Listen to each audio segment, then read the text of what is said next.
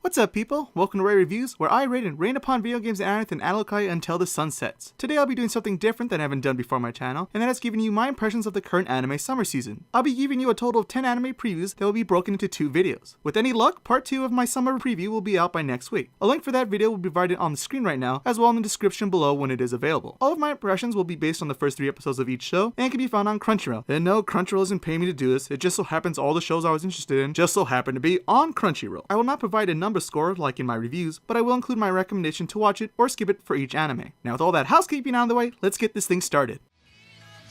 Berserk tells the ongoing tale of the Black Swordsman, and no, I'm not talking about Kirito. I'm of course talking about Guts, from Kentaro Miura's never-ending manga Berserk. This new Berserk anime basically continues where the Studio 4C movies ended. The show starts off in the beginning of the Crusade arc. The Holy Chain Iron Knights come looking for Guts, and hopes to answer their questions about him and his old crew, the Band of the Hawks. Guts refuses the Inquisition and fights against the army because that's just what Guts does. During his encounter with the Holy Knights, Guts meets the strong-willed yet naive Farnese and her loyal sidekick, Serpico. The 3 of them, along with Guts' new bestie, Puck, come face to face with demons and other ghastly beings of the night because of the brand on Guts' neck. And that roughly explains what happens in the first 3 episodes. I am a fan of Berserk and have read the manga, so I had no problems keeping up with the plot. But first-time viewers of Berserk might not understand what the heck is going on here. So I highly recommend you watch the 4C movies before starting this series, or be it go watch the old Berserk TV anime that covers the same material. The first thing you've probably noticed is that this anime is mostly done in CG. I myself am not a huge fan of this animation style coming from Japan, but I don't hate enough to not give a show a chance. Having said that, the animation used in Berserk is just poor. There are times the show makes me think I'm watching an episode of Beast Wars bad.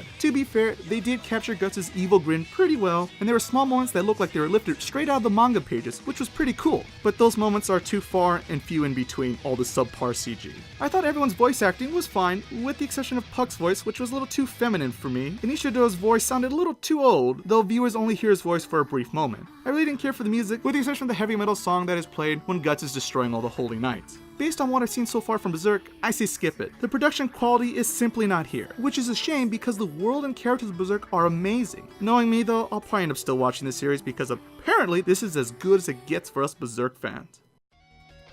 Rewrite is based off a key visual novel of the same name. The story is about Kotaro Tennoji and his supernatural life in high school? The plot in this anime is all over the place for me, and episode 1 is twice as long. Here's my attempt at a synopsis. Kotaro is an ordinary high school who is being haunted by a little girl ghost. She apparently sneaks into his room in the middle of the night to suck on his arm for some reason. Anyway, to get rid of the ghost, Kotaro seeks the help of Akane, the mature president of the cult club at his school, who is said to be a witch according to everyone at his school. Kotaro joins the club in order to get rid of the ghost girl for good, along with his female friends because it wouldn't be much of a harem if our protagonist wasn't surrounded by lovely ladies. The list of girls include Kotari, the carefree childhood friend, Lucia, the violent classroom president, Chizaru, the reserved underclassman, and Chihaya, the clumsy transfer student. Basically, by the end of the first 3 episodes, the club has fun by discovering supernatural phenomena around the school. Oh yeah, Kotaro has superpowers, which they just throw at you at the end of episode 3. So yeah, that's a thing. I somehow think all of these mysterious events will somehow bring the end of the world, or at least the show seems to suggest such things based off its opening in episode 1's opening monologue. The story seems too convoluted here for my taste, and the characters seem fairly predictable so far.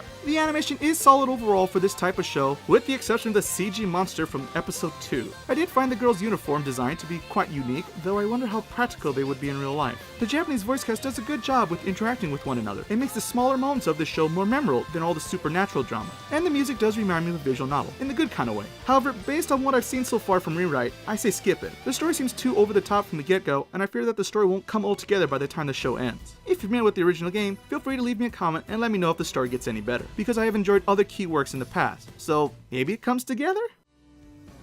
Orange might have a weird name that doesn't make any sense, or at least it doesn't so far after the first 3 episodes, but I have to say this show has my attention. Viewers here meet Naho Takimiyama, a 16-year-old student who one day finds a letter from her future self. The letter describes future events that will occur in her near future. Her future self wrote this letter to her high school counterpart because she had many regrets in her life and would like them to be corrected, or rather she wishes her former self not to make the same mistakes that she did. Don't ask me how she sends the letter, just go with it. After some experimenting, Naho discovers the letter's predictions to be accurate and slowly changes the events from her doppelganger's timeline. By the end of episode 3, we learn that Naho's high school crush, Takeru, will die in a mysterious accident in the next coming months. So it appears it's up to Naho to change the course in history to save the one she loved. Any show with a hint of time travel or the butterfly effect is a show I can easily enjoy, and so far Orange has done that well and has kept me on the edge of my seat. I like how Naho develops as a character thanks to the letter and has a lot of potential as the stories lead. Naho has a fairly large group of friends that provides a good ensemble of both male and female characters, which I don't see very often in anime. The character designs pull off a more shoujo vibe to them, which was also nice to see just to break off the generic look anime titles sometimes can have. The animation was consistent and thankfully had no or very little CG in it. I was delighted with the voice acting, especially for my potential love couple, and the OST was great at creating the perfectly peaceful atmosphere with its country style like music using violins and acoustic guitars. Based on what I've seen so far from Orange, I say watch it. I can't wait to see what choices Naho will make and the consequences of those actions will have on herself and her friends. Sweetness and Lightning, or Amama to Nazuma in Japanese, is a slice of life show about family and the importance of the simple pleasures in life. The plot goes as follows. Recently single parent and teacher, Kohei Inozuka, is struggling to properly care for his young daughter, Tsumugi. He is not good at cooking, so he and his daughter have been constantly eating frozen dinners. Kohei realizes that this daily routine of his isn't healthy in more ways than one. In order to fix this, Kohei takes Tsumugi to a restaurant so they can enjoy the simple pleasures of eating a freshly cooked meal together. But the chef of the restaurant isn't there. The chef's daughter, who also just so happens to be a student of Kohei's, Kotari, is the only person there and offers to cook for them instead. The thing is, Kotari herself doesn't really know how to cook, despite her mother being a celebrity chef, and she too has been struggling in her own way with her mother always at work. However, Kotari overcomes her lack of experience and finds comfort in cooking for this small family. Soon these three form a bond and help each other, filling in the holes in their hearts as well as the ones in their stomach. So basically it's a cooking show with a hint of everyday troubles of being a single parent. I was intrigued in the very beginning of the show by how it depicted a realistic picture of what it's like raising a small child by yourself. My heart just poured out for the struggling father and his adorable daughter. My only major concern is the cooking aspect part of the show. I feel like the cooking element is going to take center stage in this anime when I want it to be more about the characters and their everyday struggles. The animation and art is standard fare and the Japanese voices match their characters well enough. The other highlight to me in this anime was its music. It is very bright and cheerful and managed to pull off a tropical vibe very well.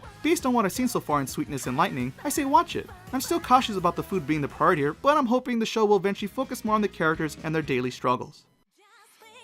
If you think the name Taboo Tattoo is ridiculous, wait to hear my summary of the events that takes place in the first 3 episodes. You got Seigi, a middle schooler who fights for the weak and helpless using the martial arts skills that he's learned from his grandfather. One day, Seigi saves a homeless man from some punks. The homeless man thanks Seigi by bestowing him a strange tattoo that gives him superhuman powers. It turns out Seigi's tattoo is some kind of secret government weapon, and it's not the only one out there. Soon afterwards, U.S. Army Lieutenant Bluesy Floozy, I kid you not, aka Izzy, recruits Seigi to join her mission to retrieve all the special tattoos that could potentially cause havoc on the world. If that wasn't enough, each tattoo has a different ability, and it turns out Seigi has the best power of them all. So the evil Shirenstein Kingdom, who is at war with the U.S. right now, comes looking for him to acquire his godlike power in order to secure the victory over the US, the world, something? I don't know, they're just evil. Taboo Tattoo's premise is somehow confusing and generic at the same time. The protagonist is fighting for justice, his parents are dead, and to top it off, of course he has a big-chested childhood friend who probably has a crush on him. The villains here aren't much better either. They seem run-of-the-mill with their evil princess leader and her gang of predictable morons. Izzy is a female badass despite her stupid name, which is always nice to see, though the rest of the cast brings this show down. The animation was pretty good at first, but they kept reusing the same CG backgrounds over and over again, which don't look amazing to begin with. And the voice acting and music were pretty mediocre for me too. Based on what I've seen so far from Taboo Tattoo, I say skip it. The concept isn't very original and doesn't even compare to other shows out there in this genre of anime. And there you have it, people. Those are my picks for this anime season. To summarize, I say definitely watch Orange and Sweetness and Lightning, and you could probably skip Berserk, Rewrite, and Taboo Tattoo. However, my recommendations are solely based on the first 3 episodes of these shows. Maybe some of these shows pull a 180 on me if I was to ever do a full review on one of them, though I have my doubts on some. What do you think? Was there any anime impression you agree or disagree with me here? What anime summer series are you watching right now? Please leave me your thoughts in the comment section below. Well, that about concludes my preview for today. If you enjoyed this video, please give me a thumbs up by clicking the like button, and if you want to keep updated with all my videos, including part 2 of my anime 2016 summer preview, please be sure to subscribe to my channel, RoR Reviews, where I plan on having many more reviews and maybe previews of video games and anime. Thank you so much for watching. I was Rayden, and I'll see you guys again when the sun rises out.